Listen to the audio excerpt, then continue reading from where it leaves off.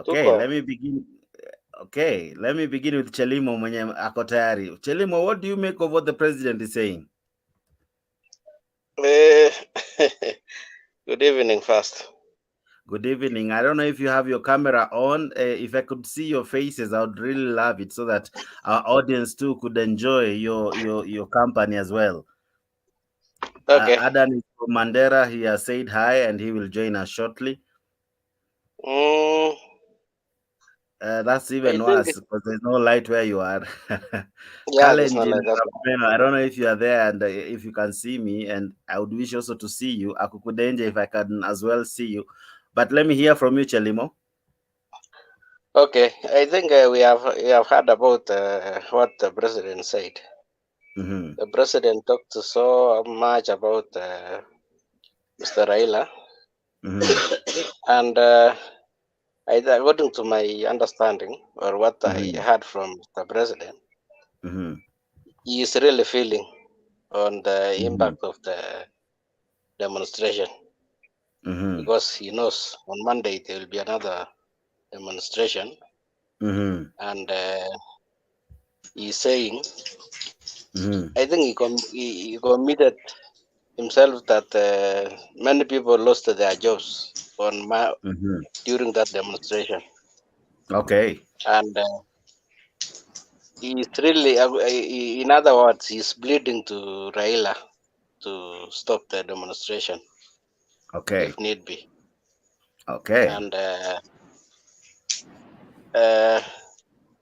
but there's a negative uh, information about the government as from Mm-hmm. yesterday Mm-hmm. because we got information about the DCI information, which Mm-hmm. gave us wrong uh, pictures on the people to be arrested. Mr. And Chelimo, before you go all that far, let's first stick to what the president said. The president said it's time that Raila supported him. That's where I want to first deal with. okay, I think it is really it's not realistic that Raila is to support Ruto at this time Okay. because he was talking such because he was in the stronghold of Raila. Uh-huh. Raila Migori is the stronghold of Raila, Okay. and he was sending information to the supporters of Raila, Okay. not even Raila himself, Okay. but he was talking directly to the supporters who are ready to demonstrate on Monday. So I think Okay. in other words, he was telling them not to go to street, but support Okay. the government. Aha. That's it. Aha. Before I come back to you, allow me to add and Tayari, I see you. You're back from Mandera. There is what the president has said. I don't know if you have watched us or watched the clip. What do you make of what the president did and said today? Aidan, if you can unmute your mic. Uh, okay, before Aidan comes back, he told me he's from Mandera. He's having some challenges. John Jenga, what do you make of what the president is saying and what he's doing in Luo Nyanza?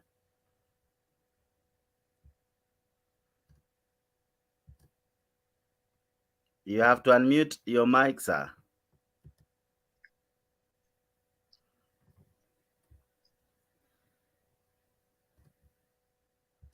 Unmute your mic. Okay. Are you able to unmute your mic? Aman from Bondo, I see you. Thank you, my brother, for being part of the show. Akukudenja, you're back. Thank you.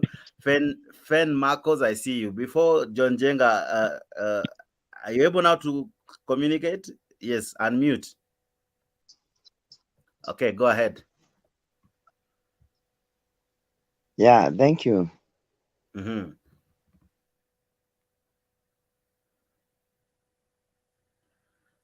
Continue, sir. What do you make of what the president is doing in Nyanza? Do you see it will bear fruits? And he's asking Raila to support him. What do you make of what he's doing? John Jenga, I'm talking to you.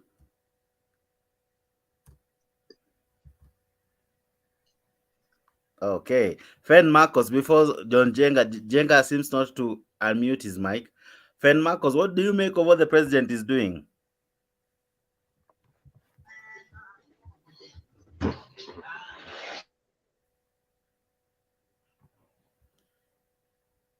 If you could raise your voice, sir.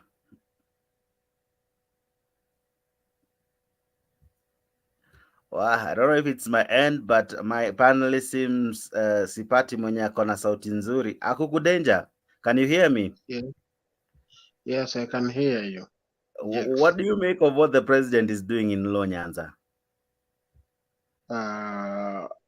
What I can say is that he's trying to lower down the emotions of Azimio and try to get sympathy from Luos, and also to try to bring Baba on the table to dialogue.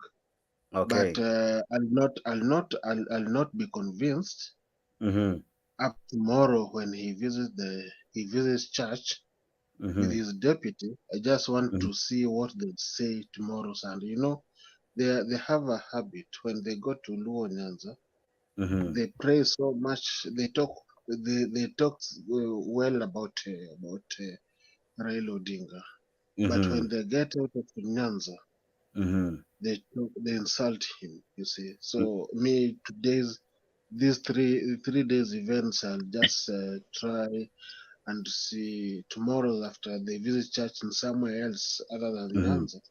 It will define what they've been doing Nyanza for 3 days. Tomorrow Sunday, because I know I'm very sure his deputy will just brush everything that they've done in Nyanza. Tomorrow, yes. Tomorrow will be live. Tomorrow will be live from 10. We will discuss what will happen tomorrow. A man from Bondo, I don't know. What do you make of what the president is doing in Luo Nyanza, and is it bearing fruits? Or will it bear fruits eventually?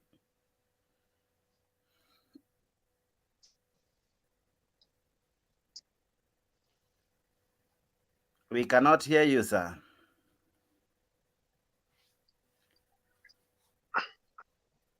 Now we Hello? can. Hi, Yeah. we can hear you now. Okay, well, thanks a lot for this opportunity. Okay. I think what is happening in Nyanza is that I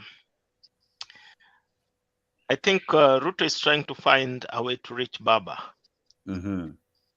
And not only reaching Baba, but trying to reach the people of Nyanza. Okay. Yeah, and I think maybe he must have learned that the people of Nyanza are not easy. They're very difficult. Okay. And despite having leaders, the Luo people have their standards, the Luo people. Okay. And there has always been a political misconception. Like you see right now what is happening. Maybe the Kisis have joined the other side, part of Nyanza, and then he's trying to extend his hand to the other side of the Luo Nyanza to get them all together on board. But it's not an easy thing. And when he talked about development, he might have to go an extra mile to maybe try and please them more, to be able to calm them down. Because the problem with the Luo people, they are very radical. Yeah, they are very radical. Everybody can leave Baba alone, but the Luos will never. Okay. And I think at the moment, as also you've heard before, I think they've been trying to weigh a little bit the temperature. Yeah, with sending messages like, oh, we can arrest Baba, and then they follow up what happens. Yeah, so no matter what happens, no matter which side people go, Luos are very radical than anybody has ever witnessed. And they can Okay. be worse if they are left alone than when they are together as a nation and protesting as a nation. Okay. Yeah. And sometimes when you look at the geographical structure, you'll realize sometimes they have nothing to lose. I hear you, sir. Yeah, when you are dealing with someone who has got nothing to lose, most of them, they don't own property in Nairobi or anything. They're hustling. At the end of the day, they are like warriors. Some of them, whether it was Mandamano, not Mandamano, they're always taken back home in caskets. So you should take also an angle of the culture aspect. Some of them, if they don't make it, then they go back in caskets. Okay. Yeah, so that makes them more radical. And if Ruto has to learn to work with them, then he really has to be genuine with them.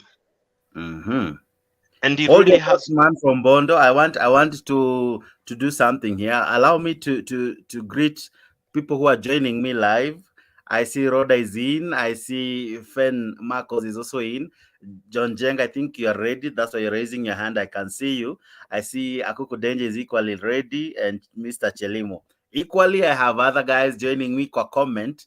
Naona Lisa Kauchi yuko ndani, naona Nelson Nelson Mwale na kuona uko ndani, Jermaine Smith na kuona uko ndani, Helinko Macharia na kuona uko ndani, Gatich, wewe ni mzalendo, asante sana kwa kuwa part of the show tonight. Lindsay Kish, sorry, na kuona unasema hivi, fish is in thika. We, sawa. Bernard Kuria uko ndani, Frederick Mugo uko ndani. Now, show ya leo ni yako wewe mwananchi. Join us, join in, let's hear from you. Naona Joan Aumo anasema, hi everyone. Joan, this is how you enter the show. Unaingia kwa hiyo link nimeweka saa hii tu. Ukiingia kwa hiyo link inakupeleka place inaitwa StreamYard. Hapo StreamYard unaunda jina yako, si lazima iwe jina yako kamili. Alafu unawasha kamera na unawasha mic. Ukiwasha mic na kamera unaweka enter. Ukiweka enter, you're able to join these people live kwa show. Thank you for being part of the show. Aman from Bondo, what do you make that even leaders who were once strong supporters of Raila are joining the president in his tour in Nyanza? What are you making about it, sir? Okay, leaders are obliged to work with the sitting government. Okay. Yeah, that is one thing. Two, they can equally be there as just being there. Okay. And I think there is a very funny also thing that people might not know or understand, especially if you know those leaders so well from the Luo Nyanza. Most of them, they're like from the same family. Okay. But they divide in different areas in the country. Okay. Got the seat. But they are same family from Baba's bedroom. Okay. So you might be throwing stones in front of the media, but you don't know actually what role they are doing there. Oh. Jalango is from Bondo. Yes, sir. Yeah, these other members of who has been nominated in CAS, most of them, all of them, they're almost from Bondo. Okay. Yeah, they just relocated to other places from Kisumu. So at the end of the day, kuna ile kikao ya nyumbani. Okay. So that's also another problem. Yeah. So, you know, sometimes when people are politicking, the Luo people are very strategic. Anybody could have still gotten the seat in Langata other than Jalango. Okay. But still, it ended up to be the person from Bondo who had it. If it was not Fidel or... So there's a way still the control of the Nairobi politics Okay. is under certain watch. And that is the pillar of demonstration and everything. Okay. So Baba knows how to play his politics. It's very tactical. It's always well calculated. Okay. Than the normal mwananchi think or he knows. Hold that thought, man from Bondo. I know wewe utanishikilia hadi mwisho. Niko na jamaa anajiita Jenga. Jenga, uko na yapi? I see you raising your hand. You have to unmute.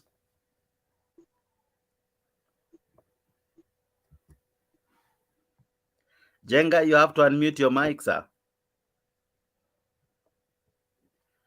Jenga, are you able to unmute? Try to unmute. Hapo tu mahali jina yako iko kuna nini ya ku-unmute. Oh my. Fen, are you able to unmute your mic now? Fen Marcos?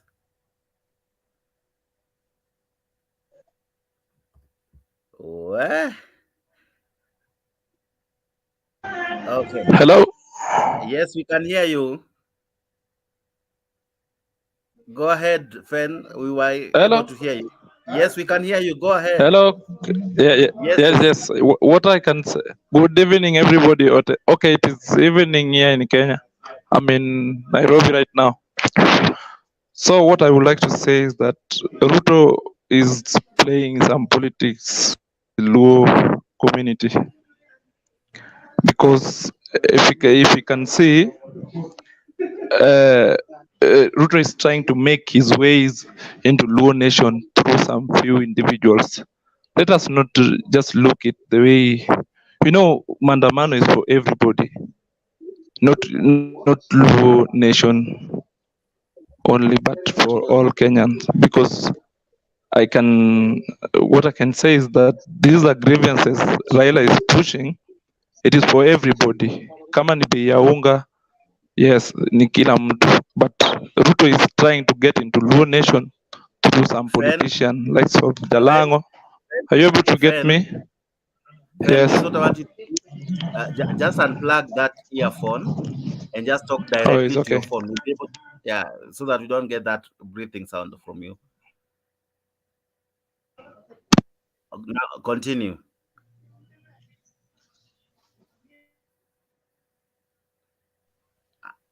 Have you unplugged? Unmute yourself as well, sir.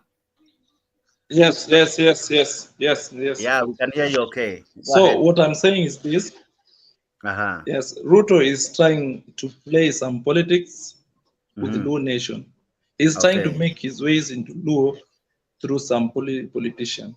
Are you getting that? Yes, we are. That's why even if you can look the cabinet, there are some Luo in the cabinet. Yes. That's why even if you review the statement from Deputy President Gachagua, he said that Ruto loved Luo. Yes. That's why he even managed to sponsor. That's why he even managed to sponsor Dallas and some other politician in the name of ODM, but later on they joined the Kenya Kwanza. Right? Okay. Yes. I'll be playing what the Deputy President said. I'll be playing what the Deputy President said. But John Jenga, I don't know if you agree with what Fen Marcos is saying.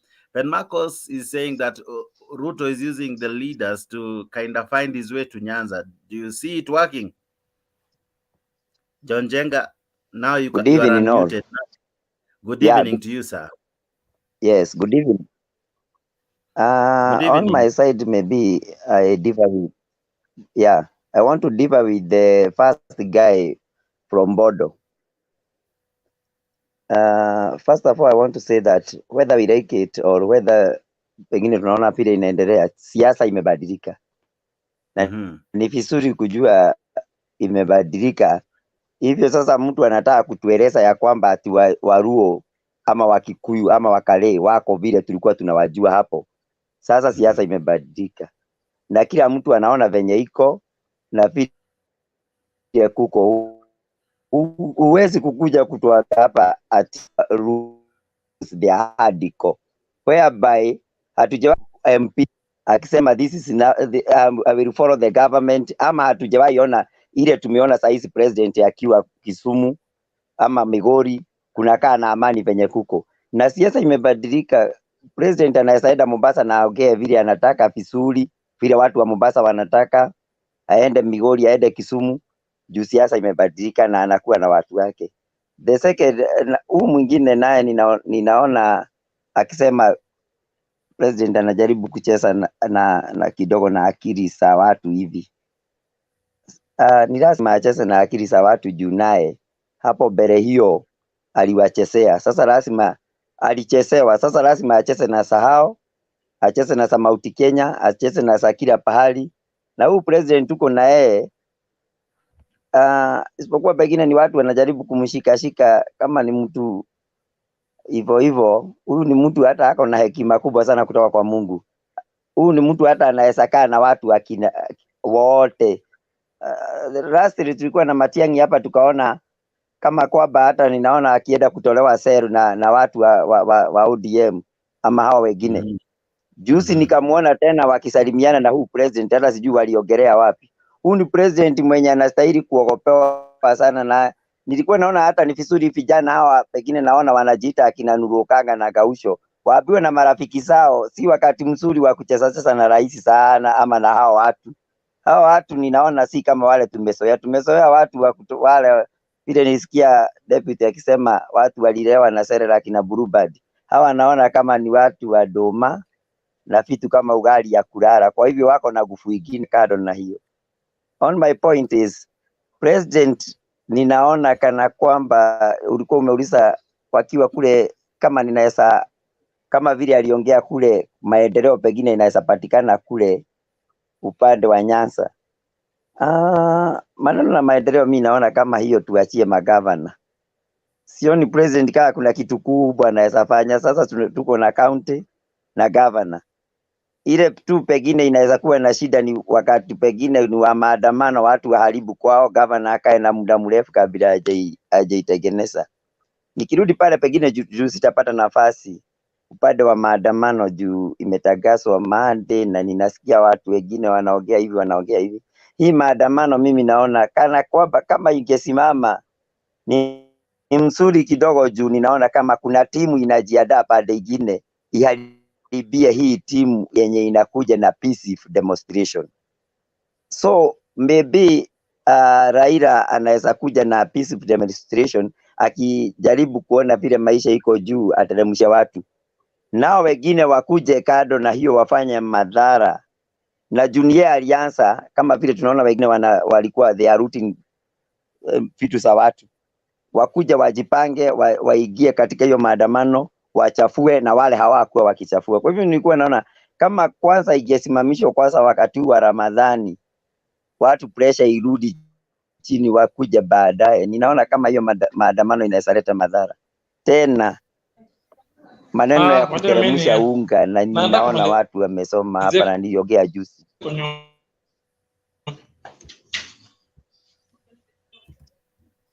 Endelea.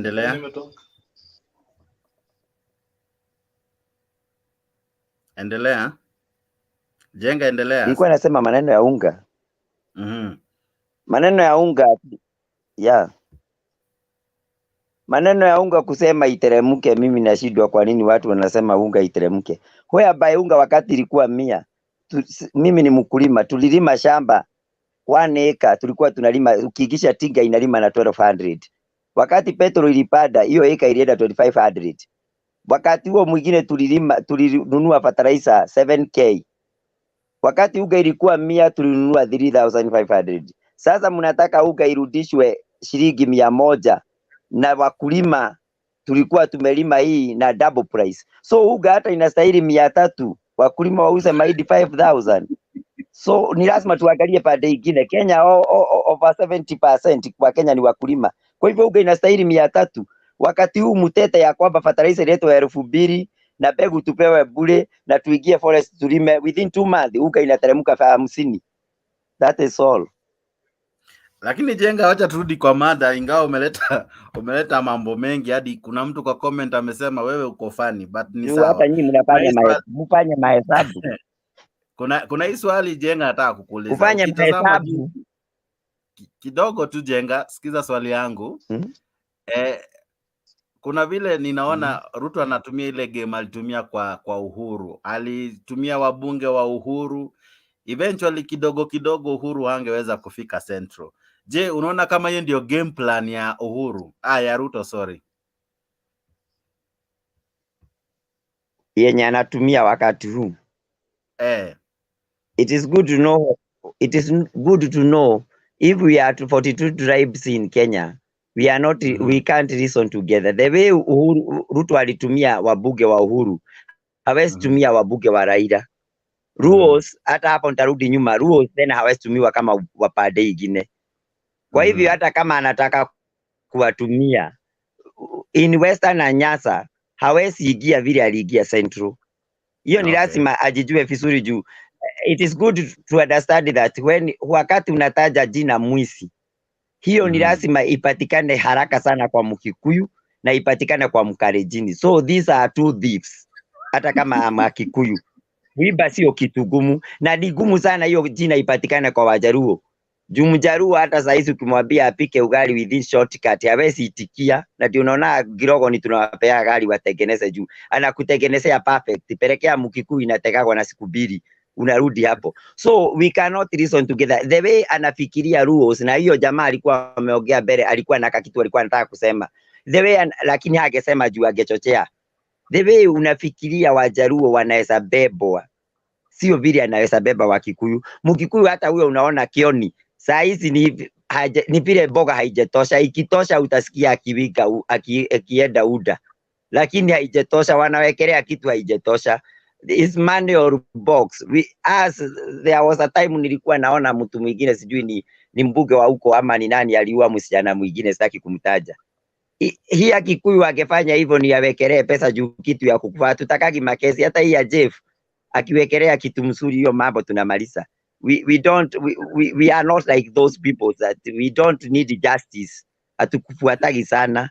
Kwa hivyo anataka my friend, kwa hao hawezi pata. Hao ni apitie njia ile straight na aone Victoria ndio ile. Jenga, unanijengea siku we. Rodas, jiko unakubaliana na Jenga. Jenga usiende mahali. Habari zenyu, I hope you have very good. Roda atakubaliana na mimi. Mimi, I'm sorry. mimi ni Mkikuyu, lakini mimi ni Mkikuyu ule wale si wa ovyo. I believe justice. Jenga, okay? I believe justice. If you are Kikuyu, don't lie. Let me tell you. You cannot cook ugali like Kiruo. You have been betrayed by Raila. Ruto. I'm not like you. I'm not like you. No. You are not a Kikuyu. What are you lying here? That is the way you lie these people that Raila will going to win. I'm not a Kikuyu. Where speaker very bila kuweka panado 5? Whom are you? You want to say you are Kikuyu? If you are Kikuyu, I know well. Munaweka panado 5 nyama nini Mudhurwa zigitheri even na 30 minutes. Na Mjaruo anapika kuanzia asubuhi mpaka jioni. Don't lie people. Why are you lying? You are not Kikuyu, and if you are Kikuyu, you are Kikuyu by blood, and we know whom we are. Wewe ni Mkikuyu gani chai inachemukaga? Say truly, whom are you? Chai wezi temusha. And that's the thing. Na ndio unaona hata sasa unaruka juu wa Kikuyu. Ruos, they listen each other like Masai, and they wait. And I cannot wait you to lie people here. If you are Kikuyu, I know well. Saizi mimi nafanya kazi Marigiti, tunaenda kukula chakula kwa Mjaruo. Mbona hatukuli hoteli yako? Juu tunajua venye unafanya githeri. Wezi maliza githeri hivi. Let me tell you guy.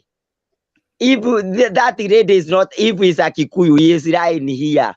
ati nikikuwa nataka justice. Kwani justice gani tumeona sikifanywa? Tuambie moja ilifanywa. Until now rules are claiming justice for huko na ya Kimathi ilikosa. Do you want me to speak? There is a case for huko. Just No. moment. There is case for huko now. They are claiming justice. Control, Mr. Jax. Okay, now kidogo tu ndio niwarudishe. Jenga and Sarah, cool down. Enough of the Kikuyu and Panado for Githeri. Jenga, cool down. I'm bringing you back just now. Just relax. Well, Jenga umenimekia siku. I don't know about you, my listeners, but Jenga needs to find a career in comedy. Let me hear from you. Okay, I'm very... come back. Now, Jenga, relax kidogo. I'm bringing you back kwa show. Inconvenience. Okay. Sorry, waheshimiwa. Sawa. Aya, tulia sasa. I'm very happy and proud with Jenga because we don't have a problem with the culture and nature. Jenga is honest. Because there are some times we need, you know how we cooperate is the problem. When we lie to each other is the problem. And if you listen to any political debate, anything in the media, always you'll hear the word, the honest truth, honest, you'll hear the truth, honest. There is no conversation in Kenya without the word honest or truth. So the problem is not the things we do. The problem is the honesty. Even how we get to power is dishonest. So if we all want to use the dishonest way, it is okay, but we should know that we are all using the dishonest way, and then we accept that whoever wins, it's okay. Then we all know that. That one can work. But if you want to tell me that, no, the other one is honest, and we are dishonest, and you are being dishonest about the honest person, as Jenga is saying, it's a lie. Another thing, the election, I don't know how Azimio didn't see this, or how Baba didn't see this. You know, there's no way, whether money played, dishonesty played, or anything played, there is no way at all cost Baba was going to win this election, apende asipende. Why? We still have a hanging case that was over the IBC chair, Wafula Chebukati, kwanzia ile msando. So ye mwenye ako kwa atajisulubisha ama ye atajiondoa kwanza.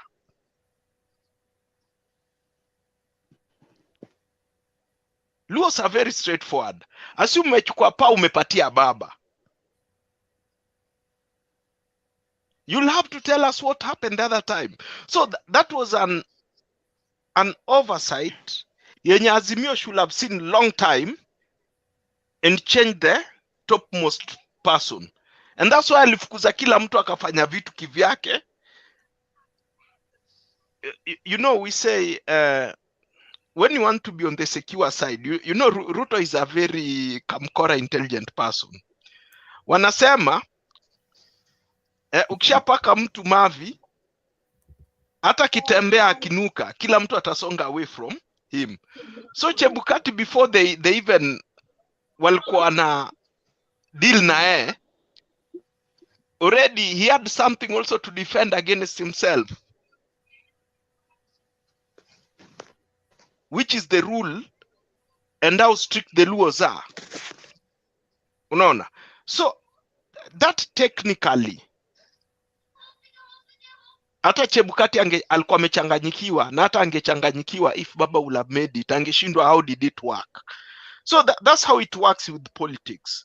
When you choose a side, and then umemshikisha handball, mwenye anafaa kutangaza matokeo, akitangaza the opposite way, amejieka kwa hangman nusie mwenyewe. So when you push with money, it still becomes easier.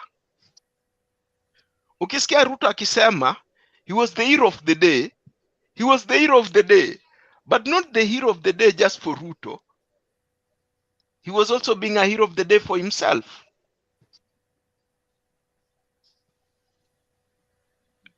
So that was only philosophically, but it was a side yani tulikuwa na short sight to see that and realize that.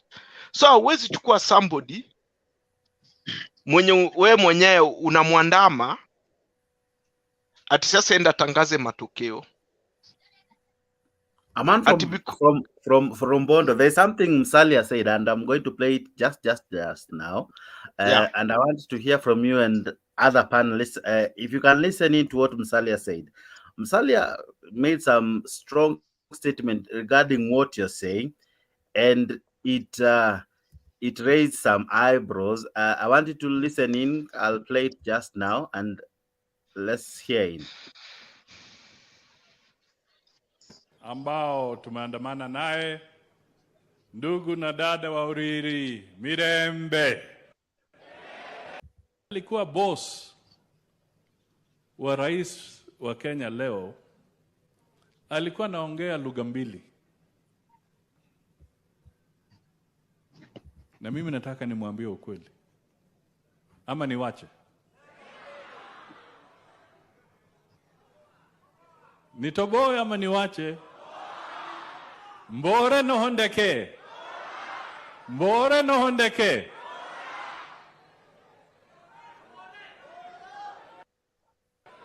Huyo mimi nilikuwa nakaa na yeye kwa mikutano, anaahidi huyu, anaahidi huyu, anaahidi huyu. Alafu anasema muniwachie. Akiketi kwa kiti anapiga mguu namna hii, anasema leave it to me.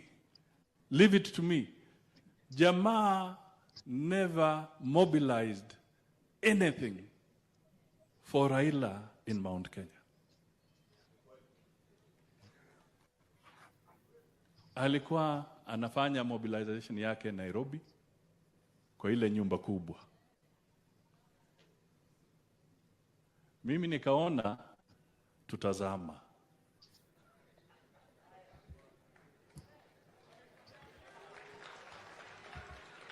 Nikaona tutazama. Eta earthquake. Na hiyo earthquake ndio sasa imepeana na kiongozi wetu ni William Samoei Ruto.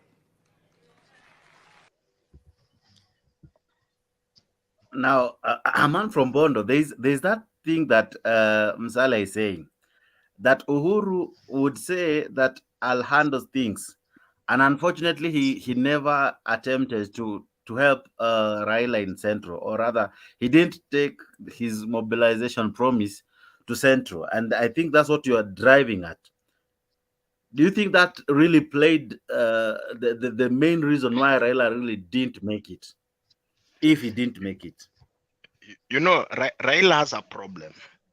Unfortunately, as a young kid, maybe I was intelligent kidogo and smart to notice something. My father himself was a politician, very close to Raila when I was young. When there was the KANU merger, and he was given the KANU, that's where Raila's problem began. And I can tell anybody for free, including him, maybe he doesn't know where his problem began. Alipopatiwa chairman ya KANU, they say you don't start to count the chicken before the eggs hatch. Raila cried real tears after ilipitishwa, akaswear how ata revenge. Yeah, after he just got the ticket, he thought that was the final. The KANU NDP merger. I told my father, Raila ataenda mahali popote. Akanifukuza, akaniambia, toka hapa we kijana, nothing you know. So, nobody trusts Raila until today. Ile sheria yenye anashikilia, We have Moses Wetangula, BAT. We have Musalia Mudavadi, Golden Bag. We have Ruto, hizi vitu hata Hague alienda. Chebukati pia ashafanya blanda zake. And then Raila is like a spy. Anything mnaeka hata akina Ichungwa. So at the end of the day, this guy said, unajua, you have to learn to work with people. The same Raila used to shout again with the Kenyatta's family. Unaona? So, this is the person you are trying to tell me with my all intelligence, ama philosophy, ati Uhuru angemsaidia. They will take advantage of your lapses.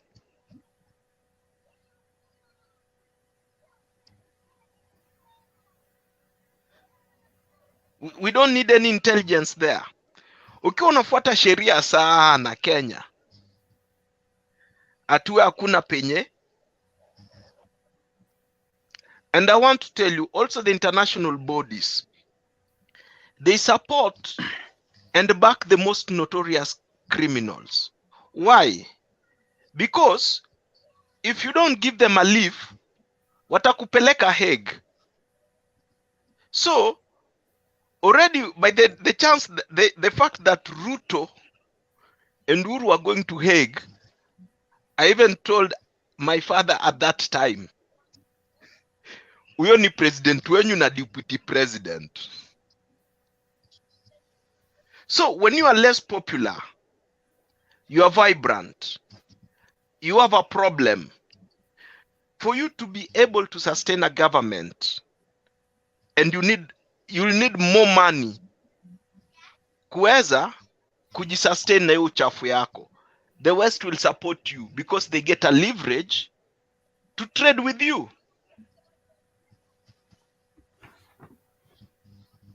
And if you don't do, watakuachia maandamano ikukule. Utatoka Statehouse as soon as tomorrow Monday morning. Okay. So also Ruto is just getting more leverage, more power. The more maandamano iko, the more the international body pia wanapata more what they want. And that's the burden Raila is carrying until today.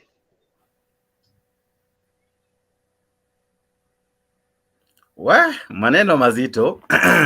Naona maoni yenyu hapa ndani. Naona Paul Odhis uko ndani una comment, asante sana. Naona Lucia Ndile uko ndani, asante. Lisa Kauchi uko ndani, thank you so much.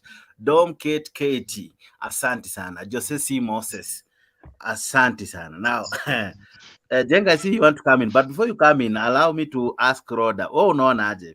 Is Nyanza leaning in towards Ruto now? One thing, Ruto is a very good politics. I know Ruto from when he was a member of parliament of his county, Washingishu. He's very good politic.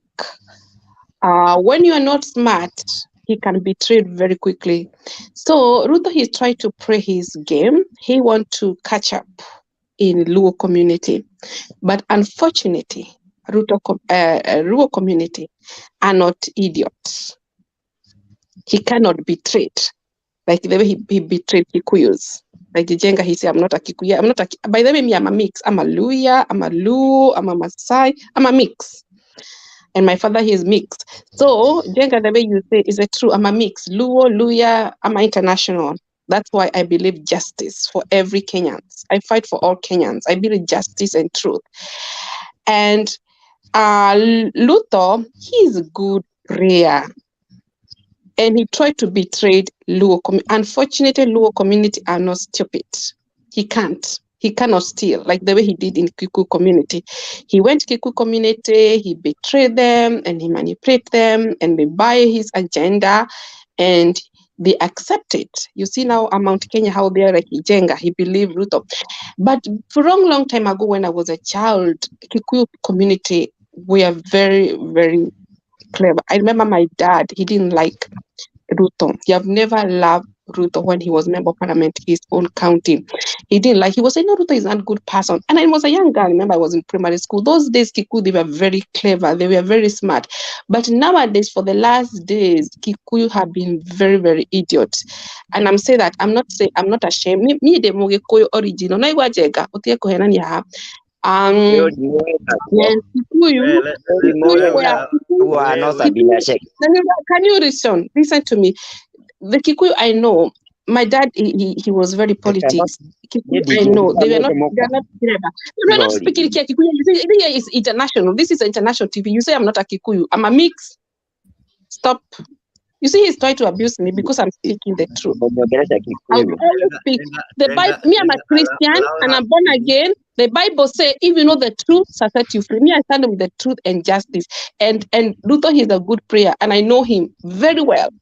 He is very smart. Me, I know him from a long time ago, when I was young. When I was in primary school, I know Ruto who he is. So I know he's a very good prayer. And if you don't know, even 2013, when they were coming together with the Uhuru, he prayed for Uhuru. Very game. You could see even his body language. He's very good prayer. And that's why he take power with manipulation. So Kenyans, we have to wake up.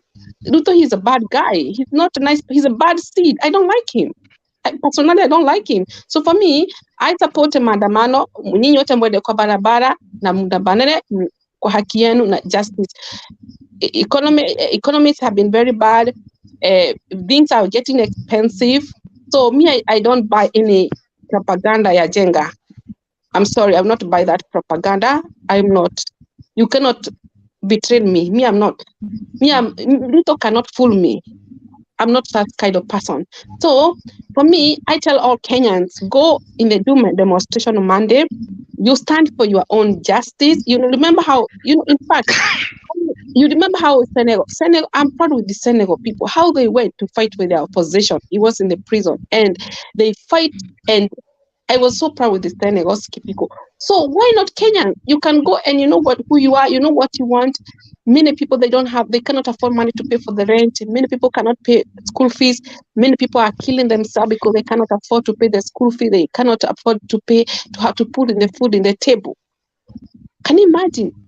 So for me, even now I'm praying with my friend. I'm praying for the justice. Today I was praying I told my friend, can you pray for my country for the justice? At the justice shall prevail in our country. That's what we want. Me, I believe justice. I don't want the time for the time for the judge will come. Everybody will go to heaven and God will ask, you didn't stand with the truth.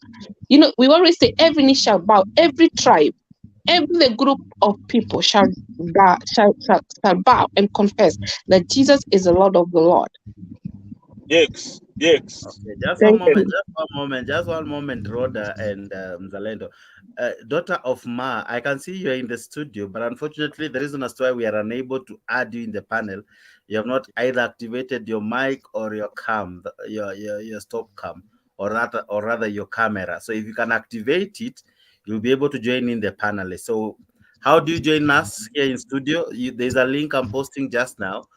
From the post, there you can see it. Click to that post that I've just posted right now. It will add you to a StreamYard.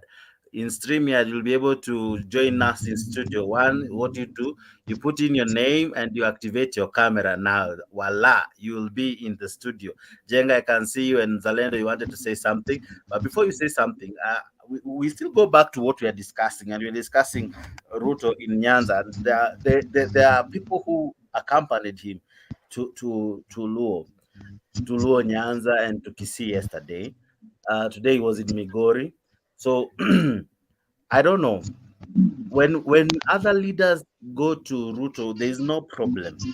But when some leaders from Luo Nyanza go to see Ruto, there's all problems follow them.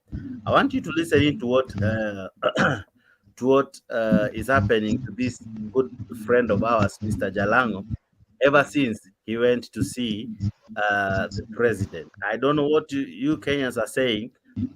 Is it right to do this to Jalango simply because he went to Raila Odinga, to Ruto, sorry? Jamaa yangu, familia yangu, mama yangu nyumbani, marafiki zangu, mke wangu, Jalango, the renowned comedian turned politician, has recently expressed his apprehension about the safety and the well-being of his loved ones, including his wife, family, and close friends, following weeks of political turmoil. Despite being caught in the midst of heightened political drama, the first-time member of parliament has put on a brave face and declared that cowards never bring about any significant change. Waoga waoga hawajawahi leta tofauti yote katika maisha. You can get that on other platforms. That story is trending at the moment. But what happens that those from those sides, when they visit Ruto, they are victimized. But other leaders from Kisii, we saw them, the senator of Kisii saying he will work with the president. We saw people from Coast saying they will work with the president. What is this thing that when those from Nyanza want to work with the president, they are victimized? Maybe let me begin with Mzalendo. What do you think? Thank you very much, Jake, sir. Just on before I comment on that, I want to tell Rhoda not to overburden God with useless prayers. And there are some things that are not necessary. Kuna maombi ingine ukipatia Mungu pia anachoka. Kuna maombi ya ukweli na kuna maombi ya uongo. So don't overburden God with some prayers that are not relevant. On the issue of Jalango and why you asked why Luos are victimized and Kisis, are embrace the government. This is what we are saying. We Luos who want to join, who are in government or who want to join government. This is what we are saying. We have been in the opposition for so long, for quite since independence, and we have not received anything significant. I am sure somebody in the panelists will start saying, oh, Raila brought multipartyism. You need to know where the journey started for multi-party democracy. Yeah, when you mention Raila in the multi-party struggle, mention people like Bawazir in that struggle, mention people like Matiba in that struggle, mention people like Shikuku in that struggle, mention his own father in that struggle. So we've come a long way. For us now, we are playing second fiddle because being the presidency has eluded us because of our politics. In Luo Nyanza, it is all about Raila Odinga. Just like a panelist here was trying to say that Luos follow Raila. Yes, there will be a significant number of Luos following Raila, but there will be another number now following the government agenda, and the agenda is development. Since devolution came, Luo counties have been doing poorly. They are the worst counties, yet we are so vocal politically. The gentleman here from Bondo can even tell you what significant things happened during the first term of his governor, uko kwao. Did he ever see the prime minister, the former prime minister, sitting down his governors and telling them, this is the agenda of the people. This is what we want as Luo nation. We want, we are in the lake region. We are fishermen. We want free, we want cold rooms. We want free factories around the lake. People from Homa Bay, there was a capital fish, an investor was in Homa Bay the other day. He had a factory that was closed, that shut down. I mean, how can we revive that to help our people economically? The people you see on the streets are generally, I am sure, 100% of these guys who are on these panelists, you'll never see them on the streets. 100% of them are still having the Safaricom line, but yet they are so vocal. And most of them are jobless. So the only thing that they do, like somebody says shamefully, that Luos come back in a coffin. That is shame on you. We don't want to come back in a coffin. We want to come back that we are successful back in the village, not in a coffin because we are demonstrating. That's absolute nonsense. This is the kind of things that have been derailing the community to an extent that in the olden days, you would hear Aluo believing that the father of Raila Odinga, the late Jaramogi Odinga, could turn into a rhino. And they believed in that. Some stupid dog was kind of thinking that this guy could turn into something else. They believed in such kind of stupidity. So this is the thing that we are saying right now. For people like Jalango, the clip that you have just played today, Jalango has made a move. And you realize that when you get out of Raila's camp, you become somebody. Ruto was in Raila's camp. He was in ODM. He got out of ODM. He's now the president of the Republic of Kenya. He's reminding you also. He's sending you, he's sending you an invitation. You guys, come and join me. There you are. You are so much against him, yet this is the same guys. When Luos were being killed in Naivasha, he stood by you. And yet you ran to the guy who was butchering you people in Naivasha. It is sad. It is so sad. Very, very sad for coming from my community. Ni kitu ingine yani unaweza angalia hivi ushindwe this guy, and then they pretend that we are fighting for justice and the truth and for justice. We are fighting for our elections. If you ask them, do the mathematics. Yesterday, Eject, we are trying to do the mathematics of the probability. Kama ulienda shule, what is the probability of us if you get 8.1 million, how many MPs should you be having in parliament? Ulifanya probability shule. Go and do the probability and do the calculation and the number of votes and the population and see what you would be getting in parliament. So sometimes you cannot be lied to all the time and you are following. We Luos followed. What are you following? Follow your own cautious. You have a brain. Mzalendo, I agree with what you're saying, and I equally think that's what the president was trying to bring home with what he was saying, that he is the one who helped. How to that is, I don't know. He is the one who helped Raila be the prime minister, and he was like saying it's now time for him to kind of rudisha mkono. He was bringing the element of, he was also in ODM, he supported him. He was also in ODM, he helped him. He even suffered because of him. I'm repeating this clip because there is a lot that he said, and for those of us joining in, we are making sense of what happened today in Migori. For those of us who are tuning in just now, we are discussing what happened, the comments and the sentiments that were aired by the people who accompanied Ruto to Migori. Let me show you something here. Just one moment. Listen to what Ruto said. I want you to listen to the words even as we go ahead.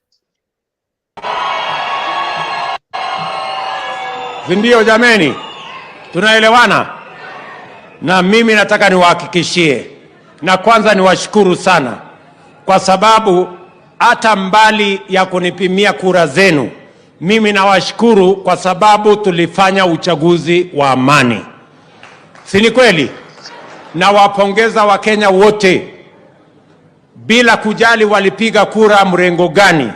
Sisi wote tulienda kwa uchaguzi na tukatimiza haki yetu ya kikatiba kuhakikisha kwamba tunapiga kura mahali popote ambapo tunataka. Nyinyi mulipigia kura Agwambo. Wakenya wengine wengi wakanipigia kura. Si namna hiyo? Mimi nataka niwaulize, tarehe 9 mwezi wa 8, si mulipiga kura? Muliamua kura ya MCA? Si muliamua ya wabunge? Si muliamua ya senator? Si muliamua ya governor? Na kura ya rais mulipiga ama hamukupiga? Si muliamua? Si maneno imeisha? Mimi nataka niwaulize sasa, si ile kazi imebaki ni ya kupeleka Kenya mbele jameni? ama mnasemaje? Si tupeleke Kenya mbele? Na mimi nataka niwahakikishie, na munisikize kwa makini, sawa sawa.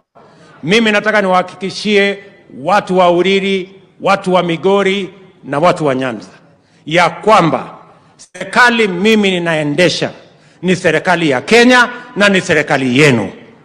Na mimi nataka niwahakikishie ya kwamba hakuna sehemu Kenya itabaguliwa. Sisi wote tutapanga mambo ya maendeleo tukiwa ni serikali ya Kenya, nyinyi mkiwa katikati ya wale wa Kenya wengi ambao mimi naongoza kama rais, na serikali hii ikiwa ni serikali yenu.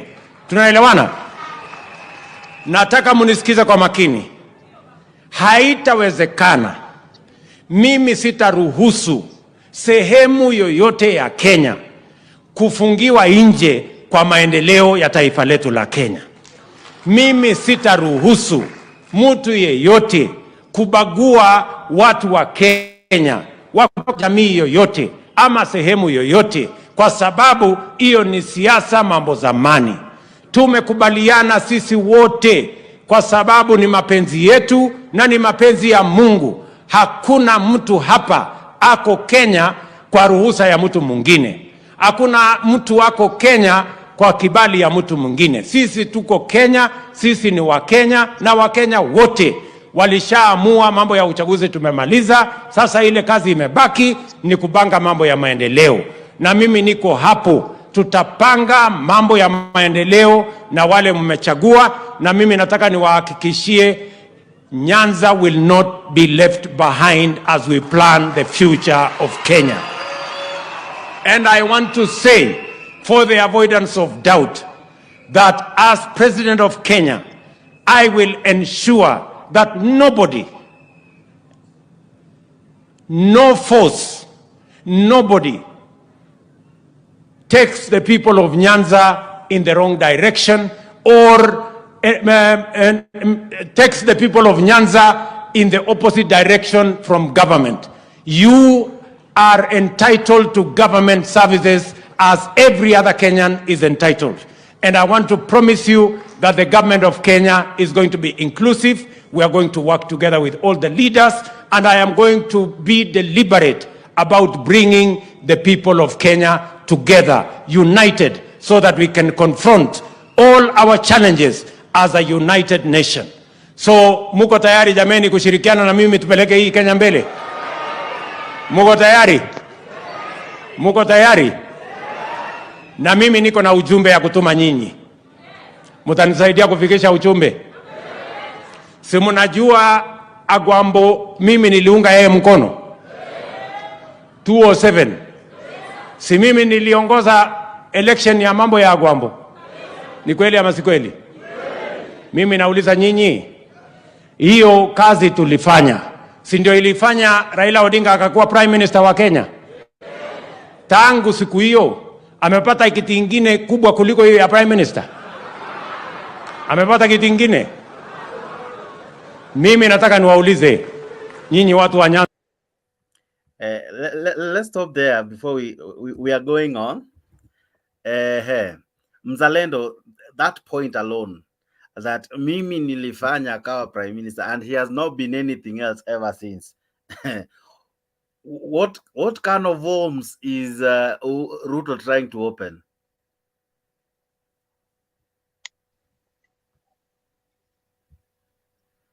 Mzalendo, are you there? Aha. Fred Okech, I can see you. What do you make of what the president is saying and doing in Nyanza? Before Mzalendo comes back.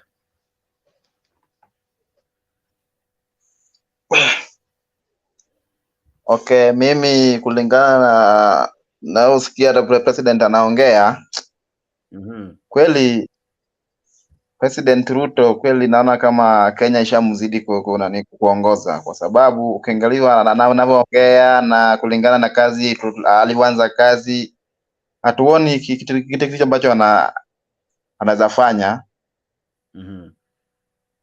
Bora tu wa Kenya warudi nyuma na waendelee na maandamano kama kunawezekano, huyo mzee ache ngazi, atuachie baba aongoze nchi.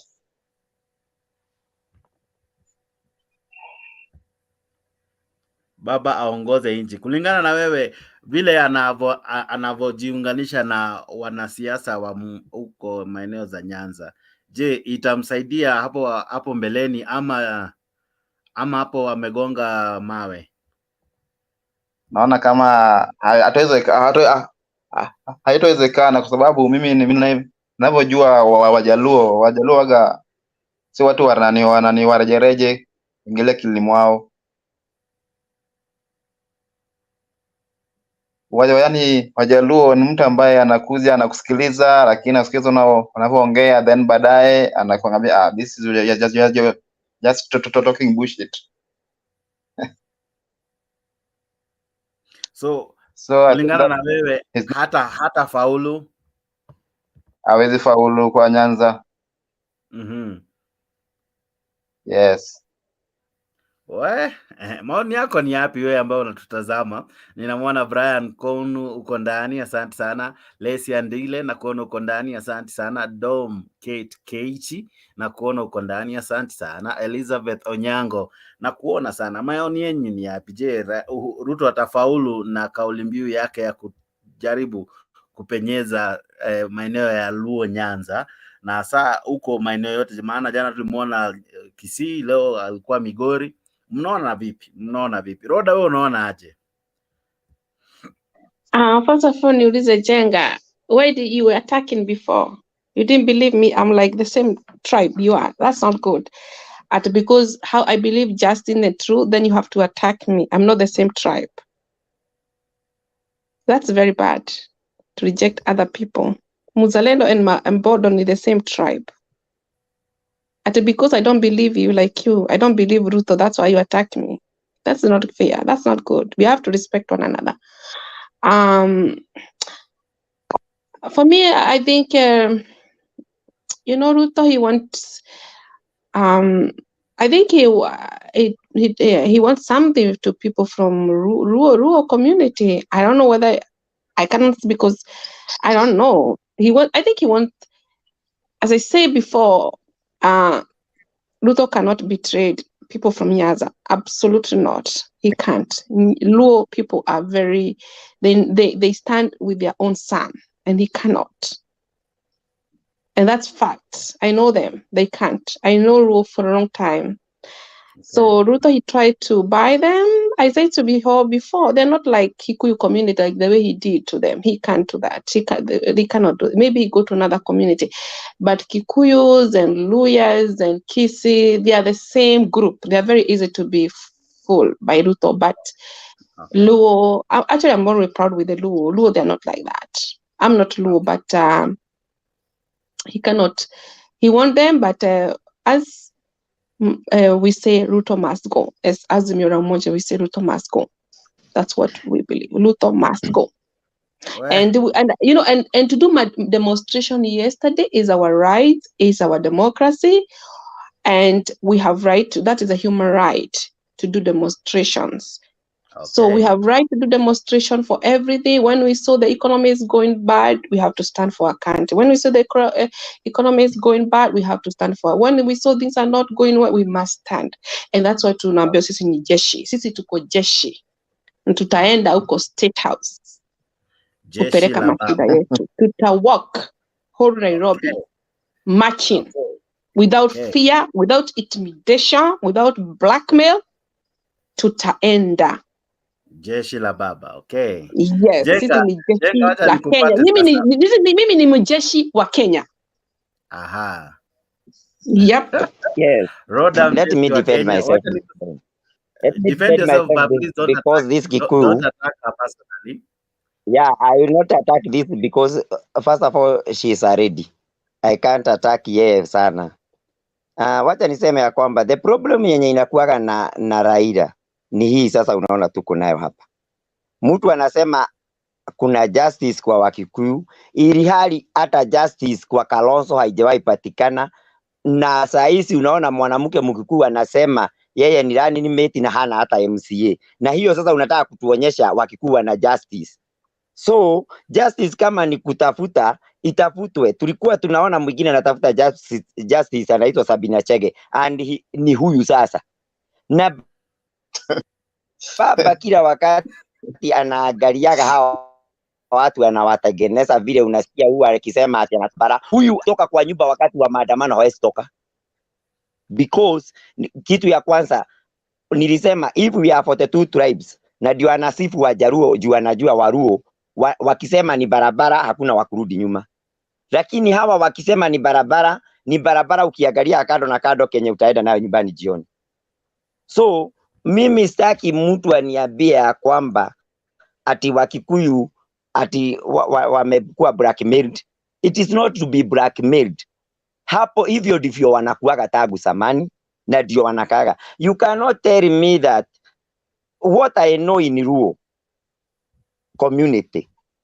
Luo community hata mujaribu mpitie shortcut umwambie apake hardwood mahogany softwood aseme ni apake mahogany aseme ni hardwood. Luo hawezi kubali, atafeel guilty mpaka akufe. Lakini Mkikuyu hata kugeuza mabati iwe bao, hiyo ni dakika, na hiyo haikuagi kitu gumu.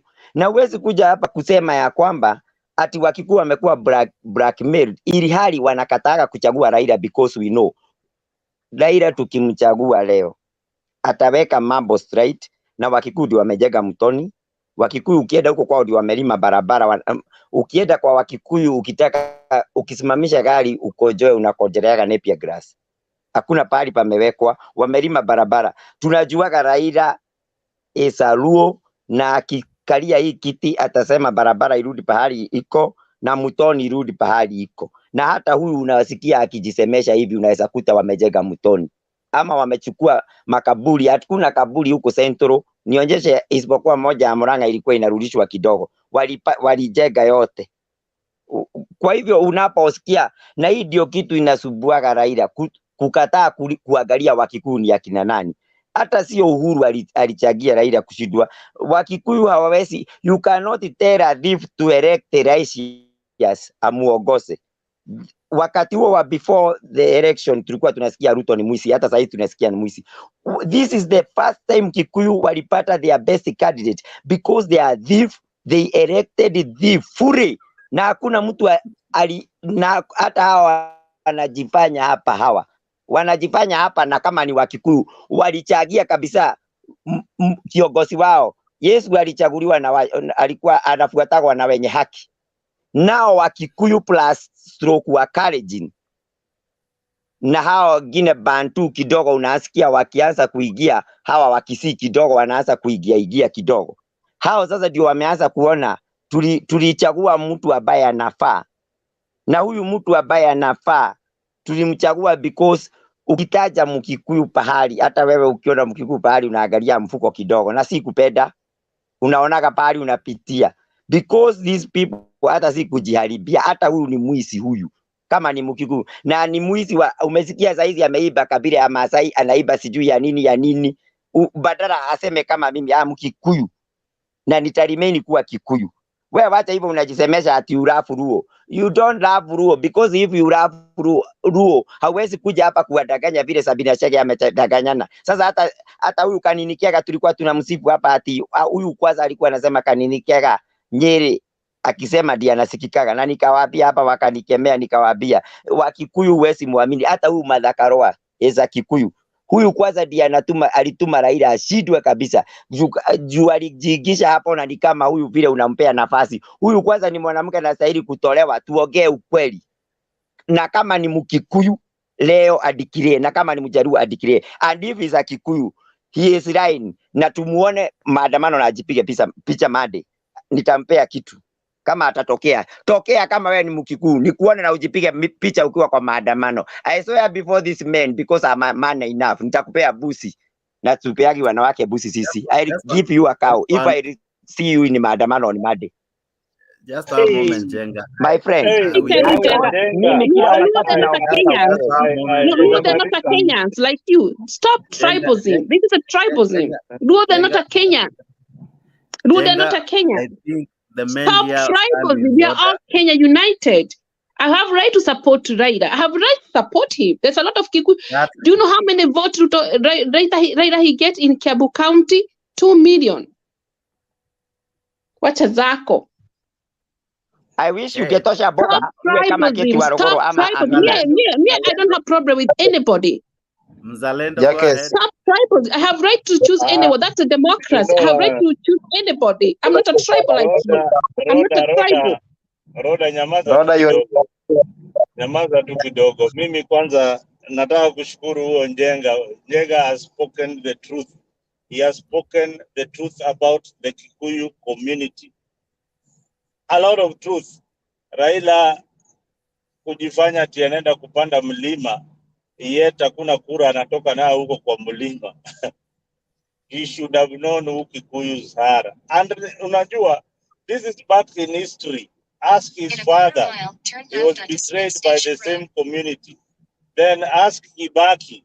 Kibaki alimfanyia Raila Amolo Odinga nini? Kibaki. Wakati alikuwa airudishe mkono, what did he do? Aliweka mkono kwa mfuko. Akapatia mtu mwingine. Then anaenda huko amemea pembe ati nao anaamini Uhuru Kenyatta to deliver for him votes from Central Province. Ni uongo mtupu. Ni uongo mtupu. It is time for the community to look another way of either enticing the Kikuyu community. Uhuru naye mambo yake na Wakikuyu Ruto ameshamaliza. Sasa the only option, Wakamba nao pia hawana kura. The only option is ni lazima the Luo community, lazima they work with the people from the Rift Valley. Kama hawezi sikia hiyo logic, sijui watasikia logic gani. Kura ya Kenya is tribal. You must merge with another tribe to form a tribal alliance. Look at the numbers, use data. Tumia hata data ya statistics ujue kabila yako ni wangapi. Hao Wakikuyu wamekuwa na campaign for the last so many years, wakilipa wamama wakizaa wanapewa 10,000, wengine 2,000 ukizaa tu mtoto. And you think wanaifanya hivyo kwa nini? Wanaifanya kwa sababu wanataka kuongeza idadi ya kura yao. Nyinyi Wajaluo mnafanya nini kuongeza idadi ya kura yenu? Ni mdomo tu.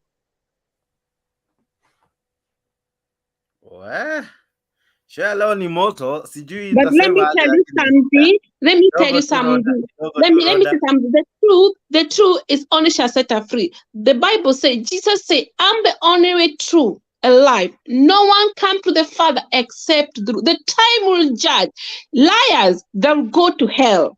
Every liar, and they'll burn to the fire 24 hours. The time for the judge will come, and every tongue will confess. Every tribe, every group of people will confess and know Jesus is the Lord of the Lord. Every tribe will know Jesus.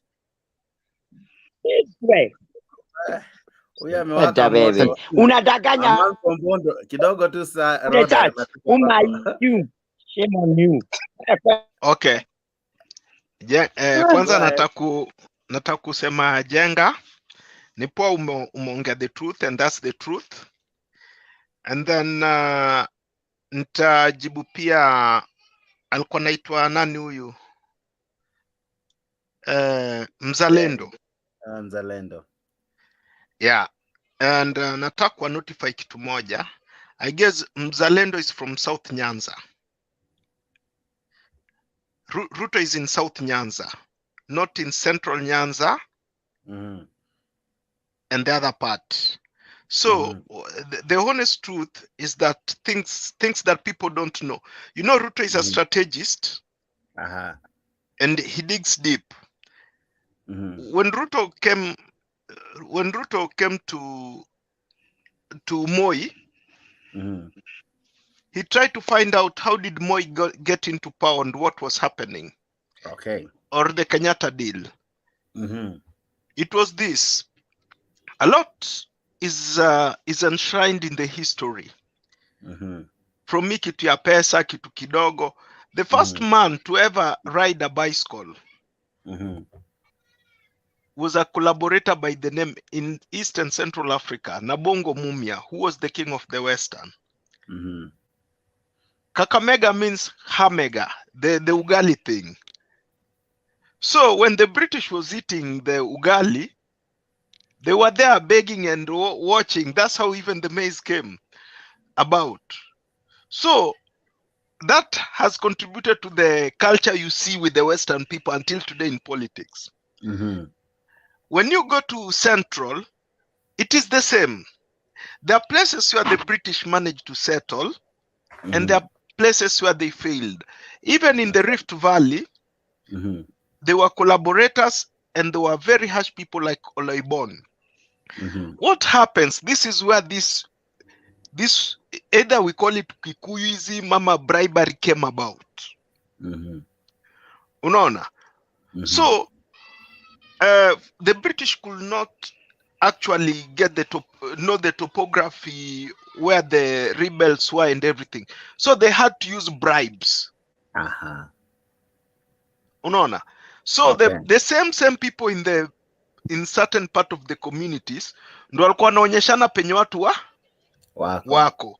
So history has been a very important bearing to the political power we have today and tomorrow. So what happened when they left and the British couldn't manage, they had to find watu wenye wanawapatia, the people who they can work with, to blindfold us that they have left the power on our hands. Okay. Yeah. After that, unasikia hii drum inapigangwa, sisi ndo watoto wa Maumau, not the Kenyatta. That thing is Ruto who brought it, and it's true and it's historical. Hiyo ndo kurenya alikuwa anatoka huko Mount Kenya. That's how he was detaching Uhuru. The same Moi here, for Moi to become the vice president of Kenyatta, they had to come to a deal yenye walitrade mashamba ya Wakikuyu, akapelekwa Rift Valley, Kenyatta akazichukua zote Central. Okay.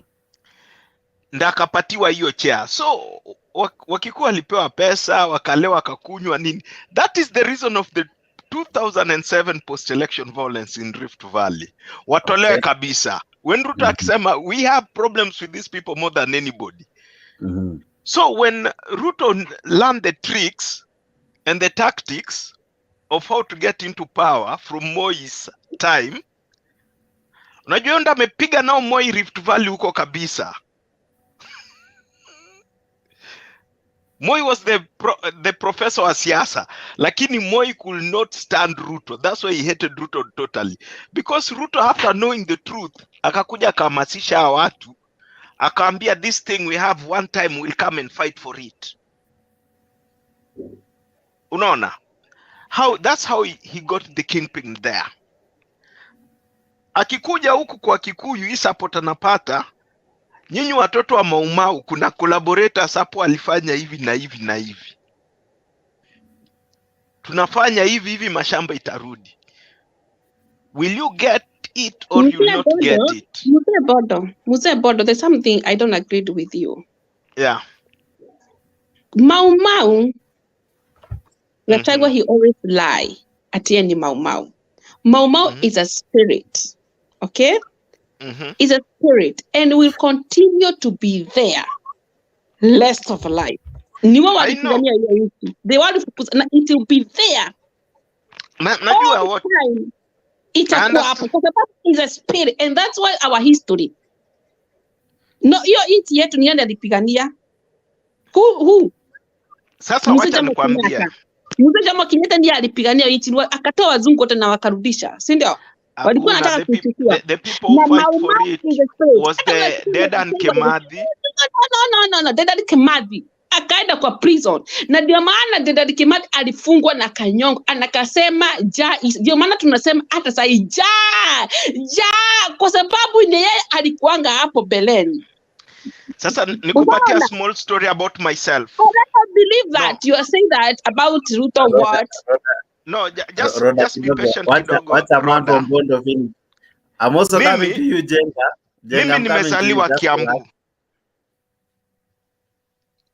Mimi nimezaliwa Kiambu. Lugha ya kwanza nimezungumza ni Kijaluo, ni Kikuyu. Nilizaliwa kwa nyumba ya mjomba wangu, alikuwa ameoa dada ya mama. He was a freedom fighter. There was an article once ilikuwa imeandikwa about him. I don't know how it was erased and where these things went. Luos were taken out of the liberation of Kenya and Mau Mau. That is the honest truth. Alikuwa anaitwa Philip Ouma Omer. He's the brother of Phoebe Asio, and there's that political rewarding. So the history, you know, Kenya is very young. Watu wenye walipigania, we got them. Somewhere in the front line, we got the first-hand stories. What happened, how it was, how we came about being in Kiambu and things that happened. But kuna this middle-aged youth where the history wanataka kubadilisha na kupeddle a certain narrative and a certain feeling of ownership that Kenya belongs to us, or it's like this. Mimi nimegrow in a very political family. Even before Raila came to Langata, in the Ford Kenya, all that journey, paka akiribel, akiform LDP, NDP, every single story and bit of Raila and his personality, until today, namjua vizuri. One, he's a man who keeps his opponents on checks. Right now, the Luos from the South Nyanza wameingia kwa government. The Luos of Central Nyanza have also checked in government. They're the hardcores. They have to keep them on check.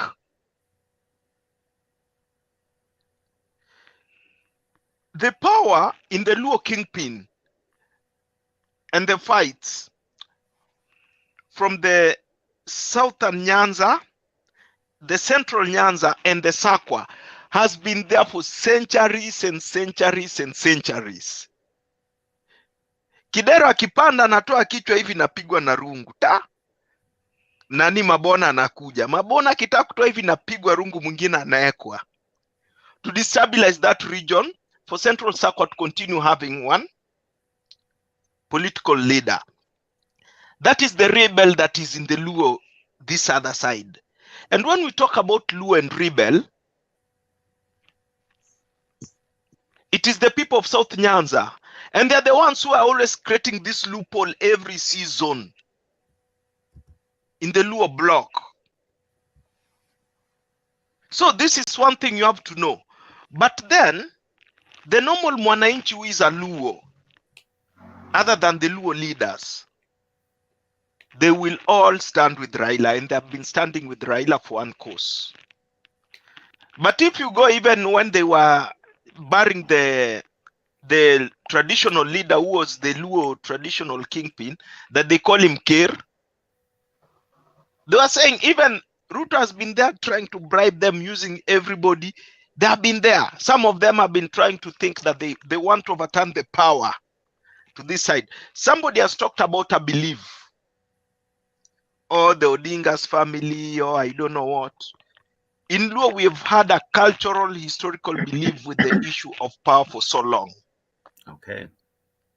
Even the Wanga kingdom, we have. So there are some people who are trying always to turn that against it. And even the Raila you see, yeye kwao yeye si mtoto mkubwa. Yeye si mkubwa. Kuna wakubwa. But there is a lot chini ya maji anafanya that makes him dominate it the way he's dominating it as well. Unaona? But siasa, ni siasa. Everybody is born individually. You fight for the power alone. If there is a belief that power is in this place and this is how to get it, and this is the formula how to get it, and you want it, then you have to go the way. Okay. The only thing yenye mimi naweza sema has been Raila's mistake. He has been doing personal mistakes as him, kiyeye ndo inamu umiza. He has the people, but watu wenye wanamuumiza Raila ni the people around him, and also what he does with the people around him. Okay. A man from Bondo, niko na maswali from what you have said, but before I come to you, Jenga, I want to come to you, and I want to I'm coming to you, I'm coming back to you, man from Bondo. Jenga, nakuja kwako na swali yangu ni kwako, na nitakuuliza kuna kitu umesema kuhusu Sabina Chege na Kanini Kega, sorry. How did they help or walisaidia kweli baba kukwea mlima Jenga kabla nikuja a man from Bondo? Na tafadhali usiattack Roda, usiattack panelist, wewe ongelea tu mada ambayo nakuuliza. Jenga, endelea.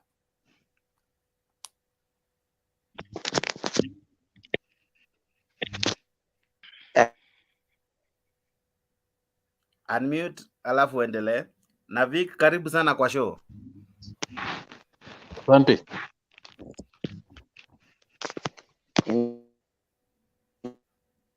Jenga, unmute na uendelee.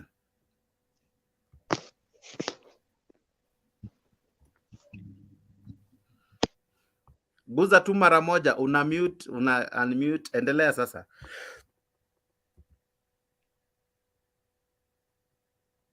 Oh my goodness. Jenga, unmute mara moja tu alafu endelea. Iko sawa, endelea.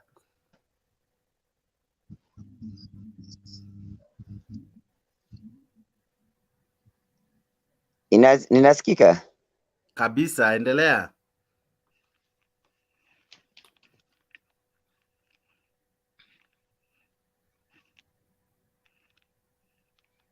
Oh my, hebu angalia connection yako tafadhali, alafu uingie tena.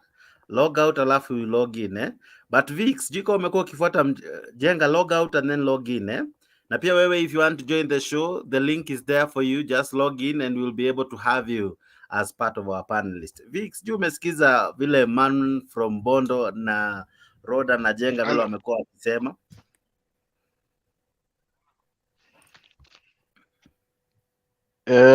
Partly nimesikiza partly. Aha. Though niko na something to comment about your show especially. Aha. Ulikuja kapotea sometimes back last year, you are very ulikuwa sana. So nakushukuru, at least show yako mimi naona iko very fair. Okay. Kulikuwa na panelists wengine walikuwa hapo, ukisikia tu mmeanza kuongea against baba unatolewa. So nakushukuru for that.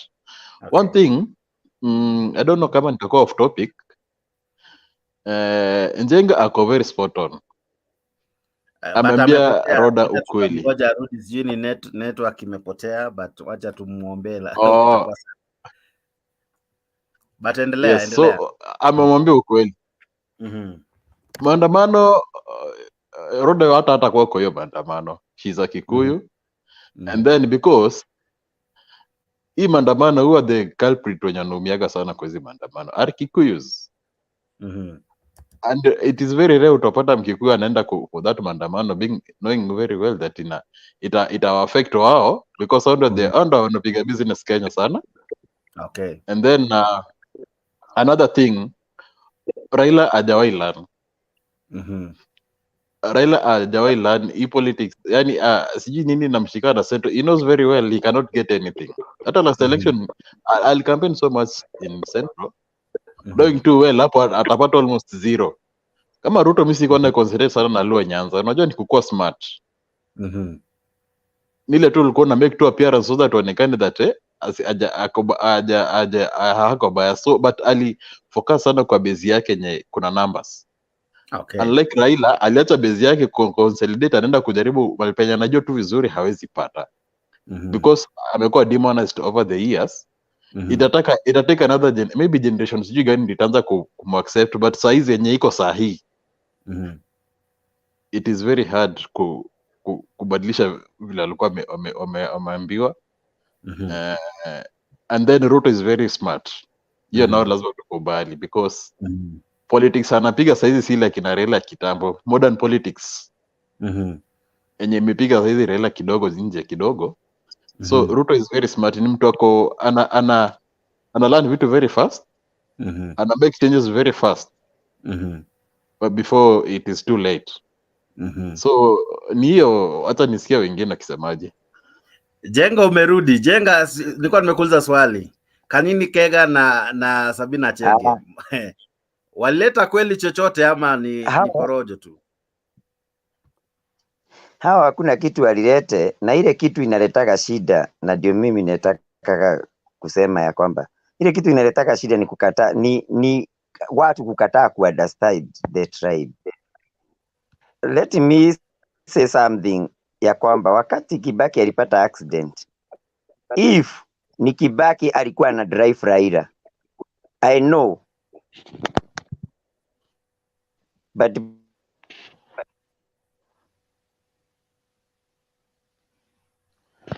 Oye.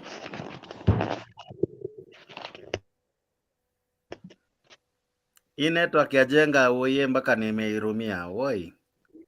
Kwani ameboycott Safaricom pia yeye? We, watu wasiboycott Safaricom, usiweke network yenye haifanyi. Rudi Safaricom, itabidi mrudi huko. Oh my. Ladies and gentlemen, forgive us. Hii ndio shida ya mitandao, lakini zaidi ya yote Jenga, check on your internet, probably Safaricom ndio itakusaidia kidogo. Na kama ni bundles tuambie hapo kwa comment tuone. Otherwise, can I na watu wanaangaliaga, walikuwa wanajua the ground penye iko, lakini walikuwa wanakuja wanaficha white hapa. Usiseme ya kwamba ati hiyo ni kitu ilistukia ati wakastuka sana. Even ni now mimi ningesema ya kwamba na ni kweli, wacha nikwambie, if Raila ageforsake or Kikuyu na atoe or Kalenjin, this was the best time, agefau na kabila hizi zingine sote, hata hakuna mmoja agenda pande ile. Lakini wakati wale watu waligawana, wakajua waweke Wakikuyu kidogo hapa, hata saa hizi huyu Mkikuyu amewekwa hapa na hana hata MCA, hana kura 10,000, mnafanya na nini na yeye hapo? Huyo ni mtu anastahili atolewe asubuhi, aondoke kabisa. Huyu mwingine ako na almost 2 million there na siko hapo, ako na wabuge, ako nini, na bado yeye ako na batatu. Sasa kama ni kurekebisha, ni mambo irekebisha. Unajua mimi si, by the way, nisishikwe kwa ubaya. Ninakuwa na bitterness na watu wa Mount Kenya to betray someone, because Kanini Kega kama ni mtu angekuwa mzuri, bona hajasimama na Raila mpaka wakati huu. Huyu Sabina Chege hajasimama na yeye. Sasa hizi ndio wamekuwa, ndio hao ndio wameosha na ndio wamekuwa sasa ni maadui. Angalia Wajege mpaka analala kwake asikutwe. Sasa hizi muangalie, hata soon wait me, before the end of this year utasikia Uhuru akiiba wile wimbo ilikuwa inasema KANU ya Jegaichi, na aende pale akajege ile KANU juu ni KANU ile bado zinajegwa. My friend, sisi wacha nisaje, sisi watu wa Mount Kenya, sisi ati watu wa kuaminika, na ni vile unajua Mkalenjin ni mujaja na sio mwerefu, lakini Mkikuyu ni mwerefu na sio mujaja. Kwa hivyo wale ni ujaja walitumia kwa watu werefu, na hawa watu werefu wakajijua. Na hata mimi kuni understand ati juu ninaongea saa hizi, wezi ni understand mzuri, maneno yangu haistahili kuwekwa kabisa ati niwaambie hapa ati niko kwa Raila na ninaenda mimi, nisiwekwa mimi mwenyewe juu naweza kuwa ni nyinyi tu nasogesha mbele. Na ni vizuri tuelezane ukweli. Kama saa hizi watu wa nini kama saa hizi watu wa ODM ama hiyo chama hiyo ya Azimio, kama saa hizi wanataka isimame, waamuke wafukuze Mkikuyu yote bila huruma, aende afuate Wakikuyu wao. Waamuke wafukuze Mkalenjin wote, afukuze waende waude chama na wale watu wako nao. Juu hata saa hizi angalia ni nani wanaagamia hata kwa hii maandamano. Kwani mnataka kusema ni nani wanaagamia? Na saa hiyo wanaagamia wale watu wako na shida sana na uga kuwa juu. Hata sio hawa wanaenda maandamano, ni hawa. Lakini sasa wewe unaona kuna maandamano, ni kama saa hizi mtu wakati anapandisha damu ako na blood pressure na mwingine ako na shida ya diabetes, ati sukari inapanda, mwingine anapandisha gorofa ya 8 na wewe unapandisha sukari na ule ni ya 8 anapandisha. Hata saa hizi kuko na hivyo, angalia saa hizi kuko na hiyo maandamano, ndio magorofa zinapanda sana, na wewe ni kwanza kubomoa vibanda na mwingine ni gorofa anapandisha hapo juu, unamtengenezea njia. So mimi naona hata saa hizi mkishukisha uga wenye hawakwenda maandamano ndio watapata raha. Kwa hivyo mimi naona hata hiyo uga iendelee tu juu mtarudi kusaidia watu. Angalia Raila, nikimalizia, Raila amesaidia wale watu, ameosha akasaidia, ndio wanakuaga karibu na yeye, na hata sitataja hawa wa Western juu hao wanarudigi wakini. Wale ameosha, wale wameiba, anakuja anasema huyu si mwizi na anamtengenezea vizuri. Hata akina hao Sabina walikuwa na shida wakati ya dawa zile za Kemsa, hiyo maneno ikaisha. Angalia Waiguru alimuosha, akamuosha. Sasa ni nani alikuwa wa kwanza kusema Raila no? Ni huyo tu. Kwa hivyo na wale ambao wanaoshaka wanamgeuka ni Wakikuyu. Kabila hizi zingine hasimgeukagi sana, ndio wanamgeuka. Kwa hivyo mimi nasema ya kwamba, na wakati nimalizie niseme, wakati tunaongea siasa, my friends, wacheni siasa sio kanisa. Na ukitaka kujua, unaona Ruto kila siku anaongea maneno ya Biblia na kanisa. Ukiona mtu akiongea siasa anaongelea Biblia kusema ati hakuna goti halitapigwa, hakuna mtu ajui hakuna goti halitapigwa. And I want to tell you my friend, jua ya kwamba kuanzia leo Yesu alilipa deni ya dhambi, lakini si deni ya ujinga. If is something Raila can do to become a president, is a wise. My friend, the only thing ilituma hii nchi ya gamie hivyo, na inatumaga pengine Raila asiwe president, because those people, the president, previous president tulikuwa naye hakuwa na qualification ya king or neither a leader. The same case applies to this, a king or a leader. Na ndio unaona Ruto hata saizi ataweza kidogo Wajaruo. A king since pale kwa Daudi, kwa David, ukuje kwa Solomon, mtu mwenye angeweza kushika kama mwanamke hapo ape miba, hiyo area yote inakuaga 40 yake, hata kama si hiyo DJ ya moja. Na unaona Ruto wale wanamteteaga ni akina nani? Hata wewe ungetosha boga ungekuwa tu hapo. Kwa hivyo nataka kusema ya kwamba ile shida ilituma tupitie hii shida. Huyu mtu tulikuwa tumechagua, hakuna siku alikubali tumesikia kamiba hata kamoja. Ule mwingine wenu wa Azimio hakunaga kamiba. Kwa hivyo hata yeye ajichunguze kidogo, aone kampeni, aachane na hii, aanze kampeni ilikuwa ya Moi, afukuze vijana, shule iwe Moi Girls. Hivyo aipewe basi, hiyo shule yote inafoti kwake. Sasa aanze njia ingine, na hiyo sasa itatusaidia. Angalia huyu mtu akipata mtu kule Nyanza, hata kama Wajaruo